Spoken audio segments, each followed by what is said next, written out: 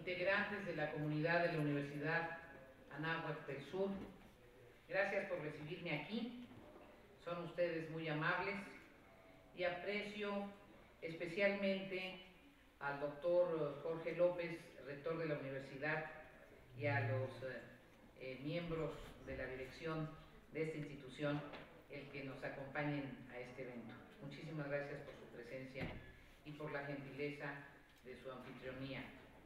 También saludo a José del Rosal, de la Federación de Estudiantes, y a todos los integrantes de la mesa directiva de la Sociedad de Alumnos, agradeciendo de manera muy sincera su invitación.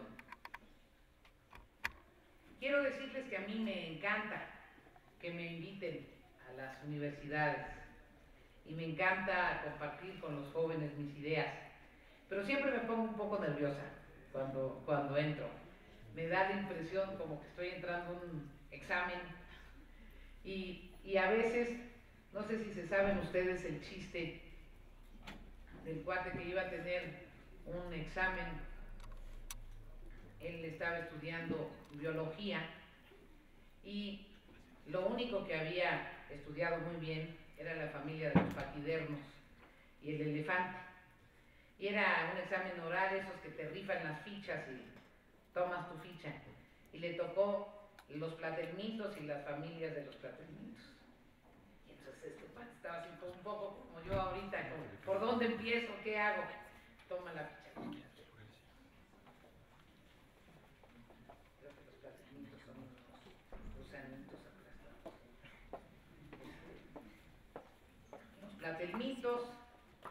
Los platelmitos pertenecen a las especies menos desarrolladas del mundo animal. Son unos gusanitos aplastados, larguitos, aplastados. Se parecen mucho a la trompa de un elefante. Y el elefante es el rey de los paquidermos, etcétera, etcétera, etcétera. Entonces, quiero decirles que no les voy a hablar ni de los platelmitos ni del elefante, porque afortunadamente no es un examen de biología, pero sí quiero comentarles algunas de las reglas que la ley electoral me enmarcan para esta presentación.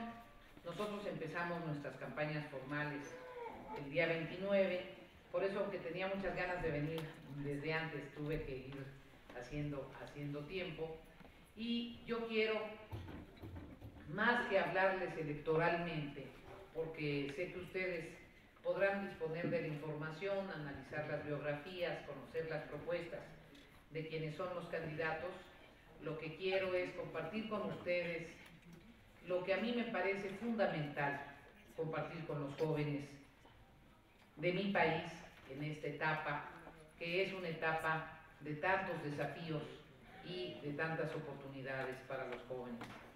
Y lo hago con enorme entusiasmo, agradeciendo la presencia además de distinguidos docentes, porque ahorita que tuve oportunidad de compartir unos momentos con el señor rector, cuando bajábamos hacia acá, tuve ocasión de conocer algunos de los carteles que proyectan los programas especiales por medio de los cuales los alumnos de la Universidad Anáhuac se vinculan a la realidad social. Me parece extraordinario, señor rector, y aprovecho para felicitarlos que hayan tomado esta idea, estas estrategias de vinculación. Creo que uno de los grandes temas para los jóvenes universitarios, sobre todo para universidades de alta calidad como es esta, es que el claustro universitario no los aísle de la realidad, que el claustro universitario les provea de los instrumentos, de los puntos de apoyo, para que en su interacción con la realidad les vaya mucho mejor y puedan ustedes ser factores de cambio en la realidad social. Y me parece que las experiencias que están teniendo en las diversas actividades con las que se vinculan las diversas carreras, los van enfrentando al reconocimiento de la realidad y también a involucrarse de manera inmediata a actividades productivas. Y quiero decirles que yo sí me atrevería con gusto a lo mejor con unos alcacelser, a probar lo que aquí cocinan los estudiantes de gastronomía. Dicho esto, quisiera comentar con ustedes lo que yo considero fundamental de la realidad social que están enfrentando y que van a enfrentar los jóvenes del siglo XXI. Al final, y le pido a nuestro moderador me haga el favor de avisarme cuando lleve 20 minutos.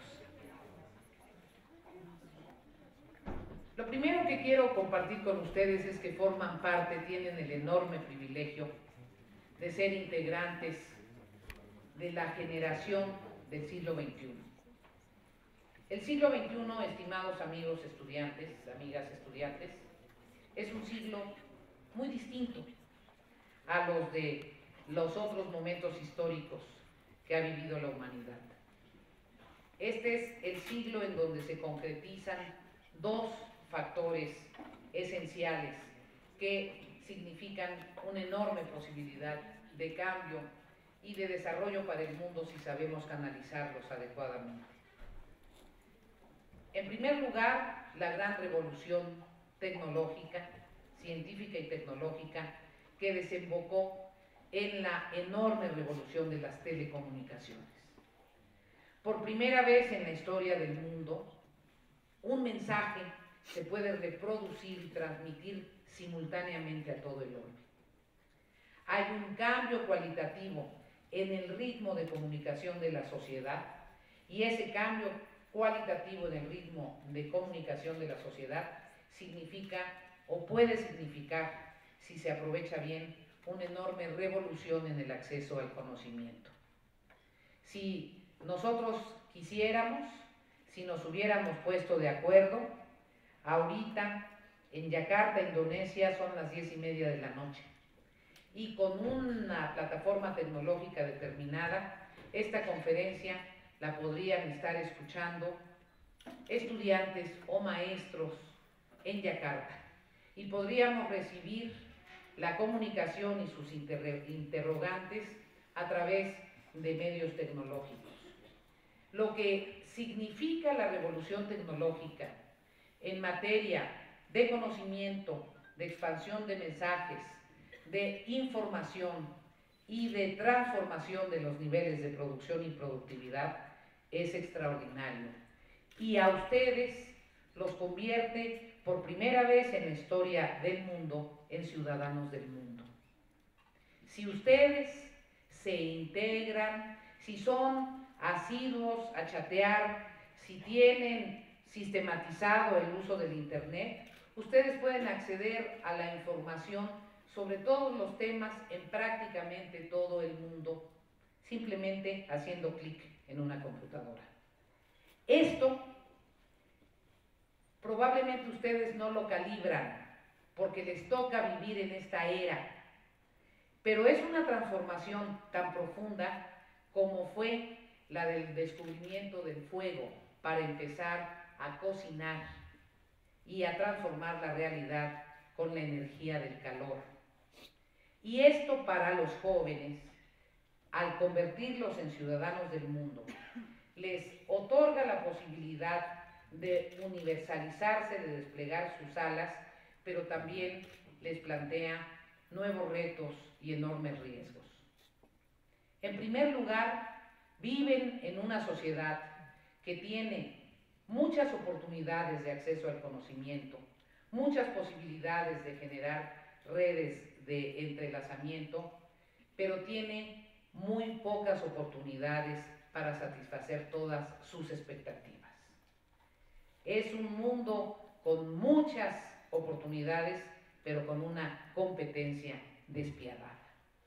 Quiero decirles que por razones circunstanciales, yo pertenezco a varias organizaciones internacionales y estuve en Atenas el día del gran conflicto de la población de Grecia con las medidas de ajuste económico. En la noche íbamos a tener una cena con el primer ministro Papandreou para analizar cuáles eran las posibles estrategias de solidaridad de las organizaciones que somos afines a las del ministro Papandreou. Y tuve ocasión de conocer de primera mano primero, todo el problema que se presentó en el equivalente al Zócalo no es el caso.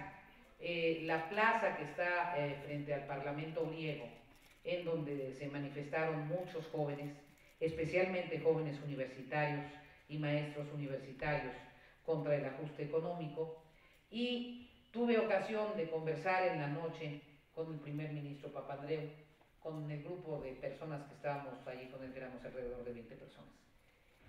Y la pregunta esencial era qué posibilidades iba a tener Grecia de superar el ajuste económico y de generar expectativas a su sociedad.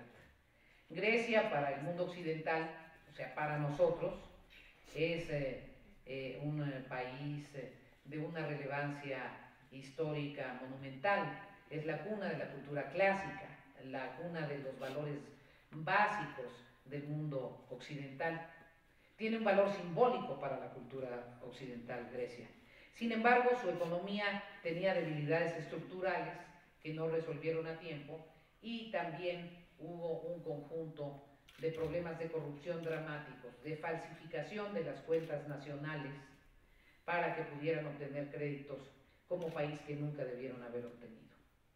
Y las medidas de ajuste iban a afectar al conjunto de la economía pública de Grecia, pero particularmente a los subsidios para la educación superior.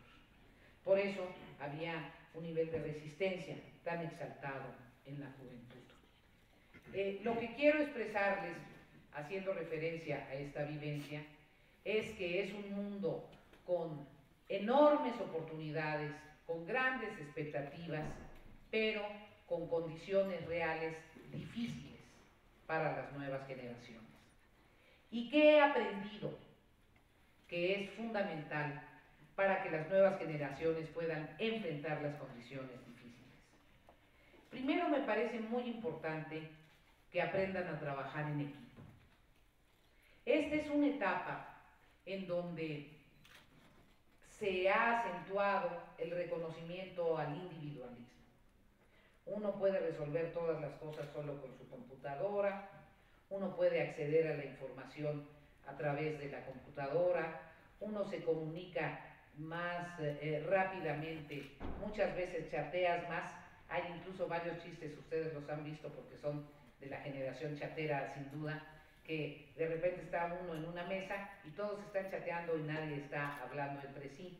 Tenemos que recuperar el valor de funcionar en equipo, porque los problemas son de tal magnitud que difícilmente un individuo solo, por brillante que sea, va a poder resolverlos. Todo lo que estimule el trabajo en equipo es crucial. Tenemos que enfrentar como uno de los temas más complejos para las nuevas generaciones el que se encuentran en un entorno propicio a fomentar las adicciones y especialmente la drogadicción. Uno de los asuntos en los que las autoridades tienen que ser mucho más eficaces es en la prevención de adicciones, y tenemos que establecer el número de centros de rehabilitación que nos permita que cuando un joven o una jovencita caiga en estas circunstancias, inmediatamente pueda encontrar solidaridad para rehabilitarse. En ese sentido, tenemos que lograr abrir el que las familias, el que con los maestros, el que con sus hermanos, con sus amigos, con sus amigas, puedan hablar del tema, y que los papás, independientemente de la preocupación natural que tengan por un tema como este, sean solidarios y coadyuven a que inmediatamente se pueda acudir a rehabilitarse. Quiero decirles que he estado haciendo encuestas entre los jóvenes y a mí me sorprendió que junto a la preocupación por el empleo, que es lo que sale en primer lugar, haya salido en segundo lugar la preocupación por las adicciones. Es que muchos de los jóvenes han visto cómo amigos o familiares caen en esta circunstancia y cómo no hay una política suficiente de prevención de adicciones y de rehabilitación. En este marco de preocupación de la juventud en general por la problemática de empleo y el hecho de que hay enormes expectativas al ser de las primeras generaciones de los ciudadanos del mundo y una competencia despiadada para encontrar algún sitio de trabajo, es por lo que impulsé una legislación de servicio social remunerado. Esta legislación de servicio social remunerado pretende apoyar a los jóvenes en lo que ustedes ya están haciendo aquí en la universidad, que en su último grado puedan empezar a participar en el marco de su servicio social en proyectos productivos, pequeñas empresas, pequeños negocios o consultorios que les permitan empezar a ejercer su carrera y que reciban apoyo para su ingreso desde el Estado y apoyo junto con el empleador. Es una legislación que plantea que la mitad del ingreso sea apoyado por la Secretaría de Educación Pública y la mitad por el empleador. Y cuando es autoempleo, que podamos tener un programa de financiamiento para proyectos productivos o de organización del autoempleo para los jóvenes en su primer trabajo. Porque una de las cosas que nos plantearon los jóvenes con mayor intensidad, sobre todo los que egresaron y tienen 1 año o 2 años sin encontrar trabajo y se van a dedicar a lo que se pueda, lo que nos plantearon con mayor intensidad es su deseo de que no estén atrapados en ese círculo vicioso de que no te dan trabajo porque no tienes experiencia y no tienes experiencia porque no te dan trabajo. Ustedes saben que en este horizonte universal la licenciatura es un paso importante, pero que estamos viviendo en el mundo de los posgrados. La licenciatura para estas generaciones a las que ustedes pertenecen son el primer gran paso, pero ahora los niveles de competitividad te exigen maestrías y te exigen doctorados. Yo estoy convencida de que la Ciudad de México puede convertirse en la capital más relevante del conocimiento en nuestro país. Estoy convencida de que en la Ciudad de México podemos articular los principales problemas del desarrollo nacional en una perspectiva de currículas de maestrías y doctorados vinculados a expectativas de inserción profesional. No se trata solo de tener el diploma del posgrado, se trata de tomar una selección con suficiente información vocacional para tener la certeza de que van a estudiar aquello a lo que su afinidad y sus aptitudes les permiten y tener muy claro el horizonte del mercado del trabajo. Por eso me planteo como uno de los desafíos fundamentales a resolver en la Ciudad de México el lograr una estrategia de vinculación entre oferta educativa y desarrollo regional del Distrito Federal y del Valle de México. Necesitamos recuperar el perfil productivo de la ciudad. Requerimos que la ciudad tenga posibilidades de transformar la economía informal, que en la Ciudad de México es más del 30%. El 30% es lo que reconoce el INEGI, pero es hasta el 50% según otros estudios, para que paulatinamente se vaya incorporando a la economía formal, y tenemos que fomentar actividades estratégicas fundamentales que permitan el empleo permanente para nuestra juventud. Es la ciudad que tiene mayor nivel de escolaridad, es la ciudad donde hay más planteles de educación superior, es la ciudad en donde tenemos el mayor número de docentes con grado de doctor. Tenemos que tener un programa integral que nos permita convertirnos en la capital del conocimiento, no solo del país que lo somos, sino de Centroamérica y el Caribe. Hace algunos años, México era la capital de formación de las élites de Centroamérica y del Caribe.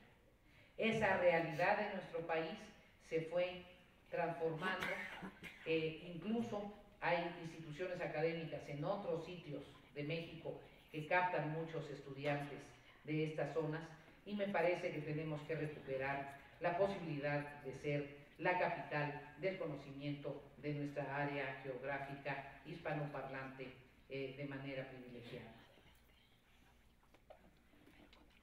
Voy a hacer una breve referencia al conjunto de paradojas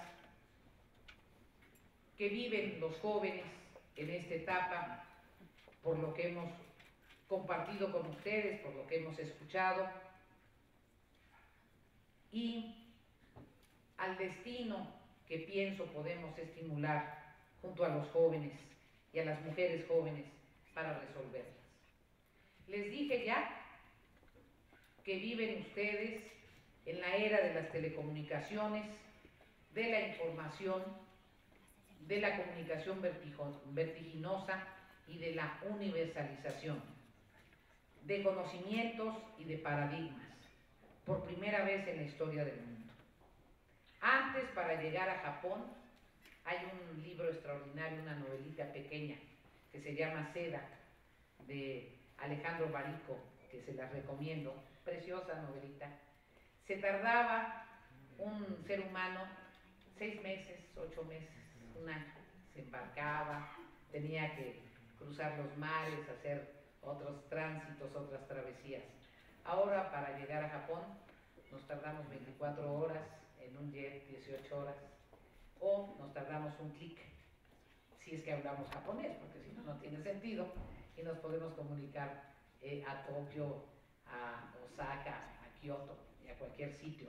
Ustedes son los privilegiados de esta época. Pero hay otra gran revolución, la del protagonismo de las mujeres. Esta es la época del protagonismo de las mujeres. Y es muy importante para nosotras las mujeres que lo sepamos, que lo asumamos con responsabilidad, con gusto, con decisión, y para nuestros compañeros, nuestros amigos, nuestros novios, nuestros familiares, nuestros hermanos, que sepan que esta es una realidad social y que también los hombres tienen que dar muchos pasos adelante para entender esta nueva realidad. La época, la era del protagonismo de las mujeres se refleja en el número de mujeres estudiantes que hay en la universidad. Se refleja en cómo en muy pocos años pasamos a la ausencia total de mujeres en los salones, ahora alrededor del 50% en la mayoría de las carreras, en algunas incluso más. Como ya no hay carreras en donde no participen las mujeres. Y esta presencia protagónica de las mujeres está incidiendo en cambios de las realidades de las relaciones interpersonales. Uno de los temas que me preocupa es el tema del embarazo adolescente. Es un tema en donde tenemos que afrontar con responsabilidad y con información que esa circunstancia afecta enormemente a esas jovencitas.